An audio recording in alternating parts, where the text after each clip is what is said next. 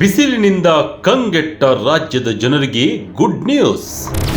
ಕರ್ನಾಟಕದಲ್ಲಿ 3 ದಿನ ಮಳೆ ಮುನ್ಸೂಚನೆ. ವಾಯುಭಾರ ಕುಸಿತ, ಬೆಂಗಳೂರು ಸೇರಿ ಹಲವೆಡೆ ಮಳೆ.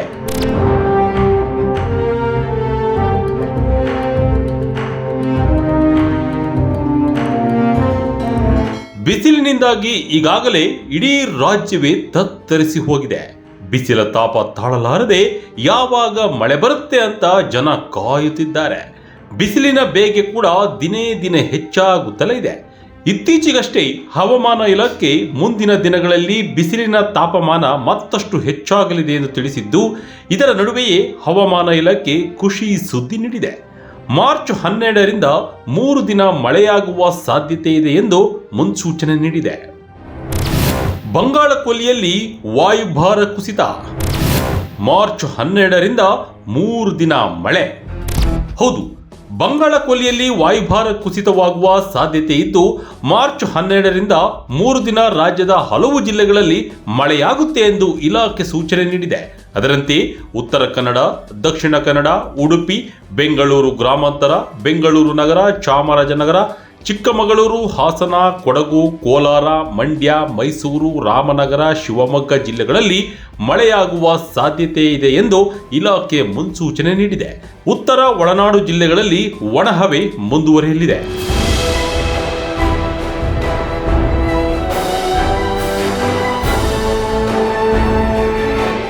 ಈಗಾಗಲೇ ಕೆಲ ಜಿಲ್ಲೆಗಳಲ್ಲೂ ಮೋಡ ಕವಿದ ವಾತಾವರಣ ಕಂಡುಬಂದಿದೆ. ಇದೀಗ ಮಾರ್ಚ್ 12ರ ನಂತರ ಮತ್ತೆ ರಾಜ್ಯದಲ್ಲಿ ತಕ್ಕ ಮಟ್ಟಿಗೆ ಮಳೆಯಾಗುವ ಸಾಧ್ಯತೆ ಇದೆ ಎಂದು ವರದಿಯಾಗಿದೆ. ಫೆಬ್ರವರಿ ತಿಂಗಳಿನಲ್ಲಿ ರಾಜ್ಯದೆಲ್ಲೆಡೆ ತಡೆಯಲಾಗದಷ್ಟು ಬಿಸಿಲ ಅಬ್ಬರ ಇತ್ತು. ಅಲ್ಲದೆ ಬೆಂಗಳೂರಿನಲ್ಲೂ ಬಿಸಿಲ ಬೇಗೆ ಹೆಚ್ಚಾಗಿಯೇ ಇತ್ತು.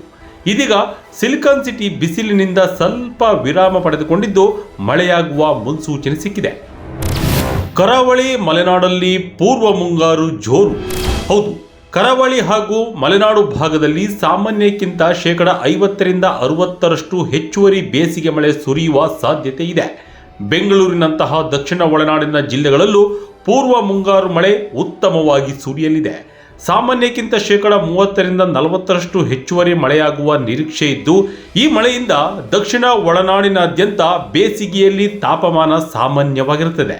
ಹಗಲಿನ ವೇಳೆಯಲ್ಲಿ ಜಾಸ್ತಿ ಬಿಸಿಲು ಇದ್ದಂತೆ ಕಂಡರೂ ಸಹ ಹೆಚ್ಚಿನ ತಾಪಮಾನ ದಾಖಲಾಗುವ ಸಾಧ್ಯತೆ ಕಡಿಮೆ ಎಂದು ಐಎಂಡಿ ಹೇಳಿದೆ. ಪೂರ್ವ ಮುಂಗಾರಿನ ಅಬ್ಬರದಿಂದ ಈ ಭಾಗದಲ್ಲಿ ಬಿಸಿಲಿನ ತಾಪಮಾನ ಕಡಿಮೆ ಇರುತ್ತದೆ ಎಂದು ಹೇಳಲಾಗಿದೆ. ಕರ್ನಾಟಕದ ಈಶಾನ್ಯ ಜಿಲ್ಲೆಗಳಲ್ಲಿ ರಣ ಬಿಸಿಲು. ಇನ್ನು ಫೆಬ್ರವರಿಯಲ್ಲಿ ಕಂಡ ಬಿಸಿ ಮತ್ತು ಶುಷ್ಕ ಹವಾಮಾನ ಕರ್ನಾಟಕದ ಈಶಾನ್ಯ ಜಿಲ್ಲೆಗಳಲ್ಲಿ ತಾಪಮಾನದ ತೀವ್ರತೆಯನ್ನು ಹೆಚ್ಚಿಸುವ ನಿರೀಕ್ಷೆ ಇದೆ. ಮಾರ್ಚ್ ತಿಂಗಳಲ್ಲಿ ಈ ಪ್ರದೇಶದ ತಾಪಮಾನ 43 ಡಿಗ್ರಿ ಸೆಲ್ಸಿಯಸ್ನಿಂದ 45 ಡಿಗ್ರಿ ಸೆಲ್ಸಿಯಸ್ ವರೆಗೆ ಹೆಚ್ಚಾಗುತ್ತದೆ. ಆದರೆ ಏಪ್ರಿಲ್ ಮತ್ತು ಮೇ ತಿಂಗಳಿನಲ್ಲಿ ಬಿಸಿಲಿನ ತೀವ್ರತೆ ಕಡಿಮೆಯಾಗುವ ಸಾಧ್ಯತೆ ಇದ್ದು, ಉತ್ತರ ಕರ್ನಾಟಕದ ಜಿಲ್ಲೆಗಳಲ್ಲಿ ಸಾಧಾರಣ ಮಳೆ ಬೀಳುವ ಸಾಧ್ಯತೆಯನ್ನು ಐಎಂಡಿ ತಿಳಿಸಿದೆ.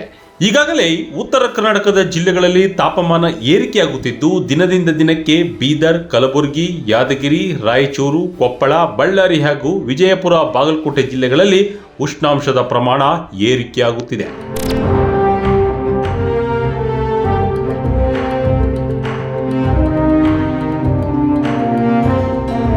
ಒಟ್ಟಿನಲ್ಲಿ ಬಿಸಿಲಿನಿಂದ ಕಂಗೆಟ್ಟಿದ್ದ ರಾಜ್ಯದ ಜನರಿಗೆ ಮತ್ತೆ ಮಳೆಯಾಗುತ್ತೆ ಅನ್ನೋದು ಖುಷಿಯ ವಿಚಾರ. ಬಿಸಿಲ ಜೊತೆಗೆ ಮಳೆಯು ಆರ್ಭಟಿಸಲಿದ್ದು, ಆರೋಗ್ಯದ ಮೇಲೂ ಪರಿಣಾಮ ಬೀರಬಹುದು ಎಂದು ಆರೋಗ್ಯ ಇಲಾಖೆ ಸೂಚನೆ ಕೊಟ್ಟಿದ್ದು, ಎಚ್ಚರಿಕೆಯಿಂದಿರುವಂತೆ ತಿಳಿಸಿದೆ.